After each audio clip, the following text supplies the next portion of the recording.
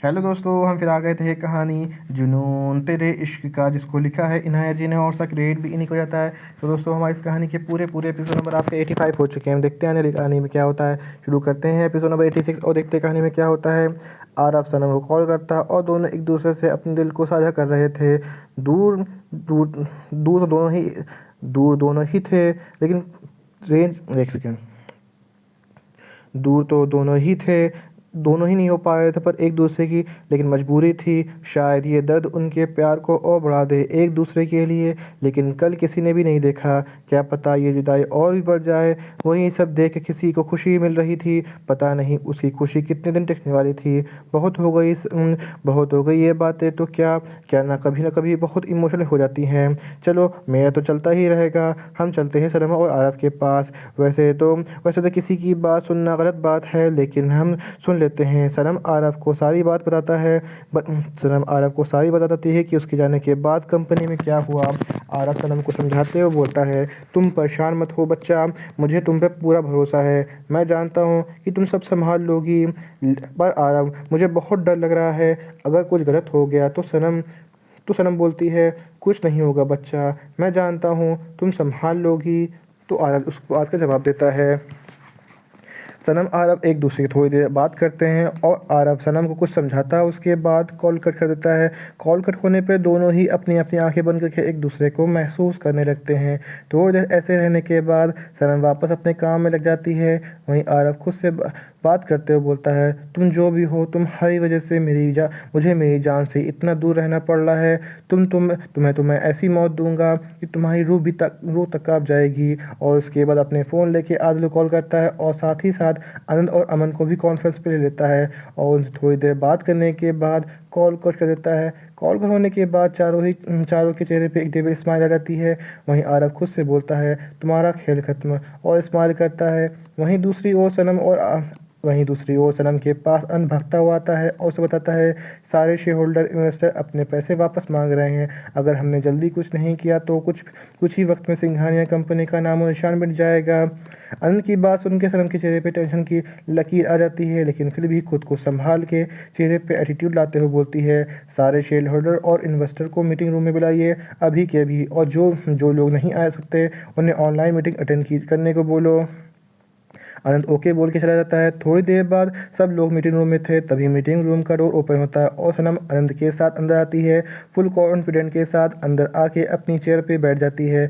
थोड़ी देर में मीटिंग शुरू होती है। सनम सबसे बोलती है, मैं आप सबसे कुछ ज़्यादा वक्त नहीं लूँगी, सिर्फ इतना ही कहूँगी कि आप सब में हम पे भरोसा रखिए। आपका भरोसा अब तक नहीं टूटा और आगे भी नहीं टूटेगा। और हाँ, एक बात और, आपसे मैं सिर्फ 5 मिनट इन्वेस्ट करने को कहूँगी। बदले में आपको सिर्फ 10 दिन के अंदर आपको 20% का प्रॉफिट मिल जाएगा। जो लोग हमारा साथ दे रहे हैं वो इन पेपर पे साइन कर दें, आपको आपका प्रॉफिट मिल जाएगा। इतना बोल के सलमा वहाँ से निकल जाती है। वहीं बाकी सब लोगों की फुसर चालू हो गई थी। थोड़ी देर बाद सब लोग साइन करके वहाँ से निकल जाते हैं। वही अनंत ये सब देख के शौक में चला गया था, क्योंकि आज उसे सनम में आरव की झलक दिख रही थी। अनंत अनंत सनम के सामने अनंत सनम के पास जाके उसे गुड न्यूज़ देता है, लेकिन सनम का चेहरा उतरा हुआ देख के उससे पूछता है कि क्या हुआ। सनम अपने डर को छुपाते हुए बोलती है, हमने सब दांव पे लगा दिया है, अगर शेयर का प्राइस नहीं बढ़ा तो हम बर्बाद हो जाएंगे। मैं आरफ को क्या जवाब दूंगी। तुम टेंशन मत लो, सब कुछ ठीक हो जाएगा। यहीं पे कहानी का एपिसोड नंबर आपका 86 कंप्लीट होता है। तो दोस्तों, मुझे लगता वक्त है तो मैं इसी में कहानी का एपिसोड नंबर 87 ऐड करता हूँ और देखता हूँ आने वाली कहानी में क्या होता है। शुरू करते हैं एपिसोड नंबर 87 और देखते हैं कहानी में क्या होता है। सनम ने आरफ की पूरी मेहनत को दांव पे लगा दिया था। उसे ये करना बहुत हिम्मत की ज़रूरत थी, लेकिन आरफ के भरोसे ने उसे ये करने की इजाज़त दे दी थी। सनम को डर लग रहा था कि अगर जैसा उसने सोचा है वैसा नहीं हुआ तो सब कुछ ख़त्म हो जाएगा और वो आरफ को क्या जवाब देगी। ये सब सोच सोच के ही सनम का दिमाग ख़राब हुआ जा रहा था, पर अब वो पीछे भी नहीं हट सकती थी। आने वाले 24 घंटे सबके लिए बहुत डिफ़िकल्ट होने वाले थे। सनम आज भी घर नहीं गई। घर पे बाकी सबको अनंत ने सबको बता दिया था और बाकी सब भी सनम के लिए परेशान हो रहे थे, क्योंकि उन्हें प्रॉपर्टी से ज़्यादा अपनी सनम की फ़िक्र थी, कि जो एक परफेक्ट फैमिली की पहचान है। दादी बाकी सबके साथ सनम और अनंत के लिए खाना लेके जाती हैं। दादी को देख के सनम खुद पे काबू नहीं रख पाती और उसके गले के रोने लगती है। दादी उसके सर को सहलाते हुए बोलती हैं, मेरी सबसे बहादुर बेटी, ऐसे नहीं रोते, उसे तो अभी बहुत बड़ी उसे तो अभी सबको ठीक करना होगा। और तो और वो रो क्यों रही है मेरी बच्ची, सब ठीक हो जाएगा। लेकिन दादी, अगर मैं सब नहीं संभाल पाई तो सब खत्म हो जाएगा, मैं खुद को कभी माफ़ नहीं कर पाऊंगी। सनम रोते हुए बोल रही थी, मेरा बच्चा इतना कमज़ोर नहीं पड़ सकता। और तुझे ऐसा क्यों लग रहा है कि सब ठीक नहीं होगा? सब ठीक होगा, सब ठीक होना ही होगा। ऐसे ही सारी ऐसे ही सब बारी बारी सनम को दिलासा दे रहे थे और उसका हौसला बढ़ा रहे थे। उसे समझाते हैं कि उसको खाना खिलाते हैं। थोड़ी देर बाद सब सनम को समझा के घर वापस भेज देते हैं। थोड़ी देर बाद सनम सबको समझा के घर वापस भेज देती है। सब लोग आज ऑफिस में ही रुके हुए थे। पूरा ऑफिस स्टाफ आज वहीं था, क्योंकि आरा पूरे स्टाफ को फैमिली की तरह ही ट्रीट करता था। तो आज उसकी ये फैमिली कैसे जा सकती है? इस मुसीबत में उसे छोड़ के सब लोग ऑफिस में ही थे। सनम ने सबको बोला भी था, लेकिन सबने जाने से मना कर दिया। सनम सबके लिए वहीं खाना अरेंज करवा दिया था। सबकी नज़रें बस आने वाले कल पे ही टिकी हुई थी। रात भर कोई नहीं सोया था। सबकी आंखों में नींद कोसों दूर थी। किसी तरह सुबह हुई और सबकी नज़र अपने सामने रखी बड़ी सी स्क्रीन पे थी, जिसमें कंपनी के शेयर बढ़ और घट रहे थे। अभी तक तो शेयर बढ़ने की रेंज थे। शेयर की रेंज थे। सबके चेहरे खिले हुए थे, लेकिन अचानक से ही शेयर गिरने लगते हैं। सबके चेहरे पे टेंशन की लकीर आ जाती है। सब लोग शेयर गिरने से रोकने की कोशिश करने लग जाते हैं, लेकिन सब बेकार हो रहा था और आखिर में सारे शेयर गिर जाते हैं और कंपनी पे कर्ज हो जाता है।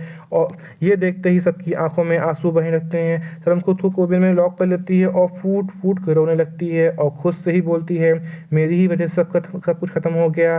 अब मैं आरव को क्या जवाब दूंगी? पूरे मीडिया में ये बात आग की तरह फैल गई थी कि सिंघानिया ग्रुप ऑफ इंडस्ट्री बर्बाद हो चुकी है।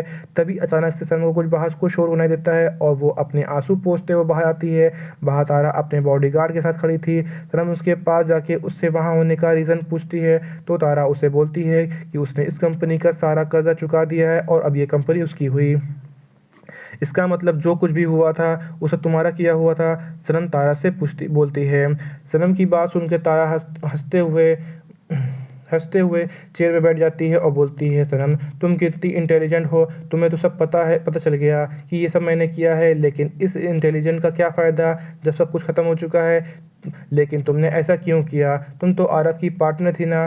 वो लेकिन तुमने ऐसा क्यों किया? तुम तो आरव की पार्टनर थी ना, वो भी सिर्फ इस प्रोजेक्ट के लिए। फिर तुमने ये सब क्यों किया? सनम गुस्से से उससे पूछती है। नफरत करती हूँ मैं तुम्हारे पति से, उसकी वजह से मैंने सब कुछ खो दिया अपना, जैसे आज उसने सब कुछ खो दिया। तारा गुस्से से चीखते हुए बोलती है। और यहीं पे कहानी का एपिसोड नंबर आपका 87 कंप्लीट होता है। सो दोस्तों, मुझे लगता वक्त है तो मैं इसी में कहानी का एपिसोड नंबर 88 ऐड करता हूँ और देखता हूँ कहानी में क्या होता है। शुरू करते हैं एपिसोड नंबर 88। तारा सिंघानिया इंडस्ट्री में आके बोलती है कि उसने इस कंपनी को खरीद लिया है और अब से ये कंपनी उसकी है और वही इस कंपनी की मालकिन है। सनम को ये बात सुनकर झटका लगता है। वो तारा से बोलती है, तुमने ये सब क्यों किया? तुम तो आरव की इस प्रोजेक्ट में पार्टनर थी ना, फिर तुमने ये सब क्यों किया? क्या दुश्मनी है तुम्हारी और आरव की जो तुमने सब किया? सनम गुस्से से उससे बोलती है। तारा सनम की बात को हंसते हुए जाके इस चेयर में बैठ जाती है और फिर गुस्से से दांत पीसते हुए बोलती है, तुम्हारे पति की वजह से मैंने अपना सब कुछ खो दिया। वो एक किलर है, समझी तुम? कोई दूध का धुला हुआ नहीं है वो। ये क्या बकवास कर रही हो तुम? सनम उससे पूछती है। आरव ऐसा कुछ नहीं कर सकता, कभी कभी भी नहीं, लेकिन उसने ऐसा किया है। तारा चेयर खींचते हुए उस पर बोल एक सेकेंड लेकिन उसने ऐसा किया है। तारा चेयर से उठते हुए बोलती है, उसकी ही वजह से मैंने मेरे डैड को खो दिया, मेरा पूरा परिवार बिखर गया और अब वो भी उस दर्द में सहेगा जो मैंने उसे और उसकी फैमिली जो मैंने और अपनी एक सेकेंड और अब वो भी दर्द सहेगा जो मेरे और मेरी पूरी फैमिली ने सहा है और अब तुम सब कुछ भुगतो। तारा फिर से चेयर पर बैठ जाती है और अपनी लॉयर को इशारा करती है। लॉयर आगे आता है और बोलना शुरू करता है, सिंघानिया ग्रुप ऑफ इंडस्ट्री की अब से नई मालकिन तारा कपूर है। इन्होंने इस कंपनी के सारे कर्ज को चुका दिया है और अब यही यहाँ की मालिक हैं। कुत्ते, गधे, बिल्ली, गाय कुछ भी पालो, लेकिन गलतफहमी मत पालो। अचानक से किसी की आवाज़ कानों में पड़ती है। सब लोग आवाज़ की ओर देखते हैं और सबको एक झटका लगता है। सबसे ज़्यादा शॉक तो मिस तारा चली गई थी। वो अपनी बड़ी-बड़ी आँखें करके उस इंसान को देखने लग जाती हैं और गुस्से से दाँत पीसते हुए बोलती है, "तुम यहाँ क्या कर रहे हो? तुम तो लंदन गए थे ना, फिर वापस कैसे आ गए?" वो आवाज़ किसी और की नहीं, आरव की ही थी। वहीं आरव को देख के शर्म का चेहरा खिल जाता है। आरव अपने बॉडीगार्ड के साथ आदिल और अमन के साथ किंग की तरह अंदर आता है। उसका एक हाथ में पॉकेट था, एक हाथ पॉकेट में था और ब्लू कलर की सूट में वो व्हाइट कलर का कह डाल रहा था। आरव सबके बीच में आता है और एक चेयर पे पैर रखे बैठ जाता है। सरप्राइज! तारा कपूर। ओह सॉरी आशी, क्या हुआ? मुझे देख के खुशी नहीं हुई? लगता है तुम्हें। वही तारा आरव के मुंह से आशी सुनकर एक मिनट के लिए शॉक में चली गई थी। वो अटकते हुए बोलती है, तुम्हें कैसे पता? आशी, तुमने क्या समझ रखा है मुझे? मैं यूं ही आरव सिंघानिया नहीं हूँ, बल्कि तुमने मुझे हल्के में ले लिया। पर कोई नहीं, अब अपना मुखड़ा तो दिखा दो सबको। आशी आरव की बात सुन के वैसे ही खड़ी रहती है। तभी आदिल आगे बढ़ता है और बोलता है, ये काम मैं कर देता हूँ। आदिल आगे बढ़ता है और आशी के फेस से उसका मास्क निकाल लेता है और आशी का रियल चेहरा सबके सामने आ जाता है। अब तेरा क्या होगा आशी? अमन और अनंत गब्बर स्टाइल में बोलते हैं। यह सुन के सबके चेहरे खिल जाते हैं। सारे एम्प्लॉयज भी अपने रियल बॉस को वापस देख के खुश हो जाते हैं। तभी आशी हंसते बोलती है, लेकिन अब सच पता चलने से क्या फायदा? अब तुम सब कुछ हो चुके हो। तुम्हारी कंपनी मेरी हो चुकी है और पेपर भी मेरे पास है। तो अब तुम बर्बाद हो चुके हो। आशी, कौन कह देगा कि तुमने यूएस से पढ़ाई की है? ज़रा पेपर्स तो ध्यान से देख लो। आशी पेपर देखती है तो उसके लिए एक और झटका इंतजार कर रहा था, क्योंकि पेपर में लिखा था कि आशी का सब कुछ उसने अपनी मर्जी से आरव के नाम कर दिया है। ये धोखा है। आशी चिल्लाती है, ये धोखा है। आशी चिल्लाती है और आरव की ओर बढ़ने लगती है। तभी उसके बॉडीगार्ड आशी को पकड़ लेते हैं और थोड़ी देर में पुलिस भी वहां आ जाती है और वो आते ही अमन के सैल्यूट करती है और उसके बाद अमन आशी को ले जाने का इशारा करता है। आशी चिल्लाती है, लेकिन पुलिस उसकी कोई बात नहीं सुनती और उसे वहां से ले जाती है। यहीं पे कहानी का एपिसोड नंबर आपका 88 कंप्लीट होता है। सो दोस्तों, आपको एपिसोड नंबर 88 कैसा लगा हमें कमेंट करके ज़रूर बताइए। कहानी कोई ऐसा अंश, ऐसा भाग जो आपको समझ में ना आया हो, आपको और पता लगा हो, तो भी हमें कमेंट करके ज़रूर बताइए। कहानी अच्छी लगी तो उसको लाइक कीजिएगा, शेयर कीजिएगा, चैनल को सब्सक्राइब करिएगा ताकि आपको हमारे आने वाली अगली वीडियो अब तक आसानी से पहुँच सके। सो दोस्तों, हम फिर मिलेंगे एक नई वीडियो के साथ, एक नए एपिसोड के साथ। तब तक के लिए मुझे इजाज़त दीजिए। धन्यवाद दोस्तों।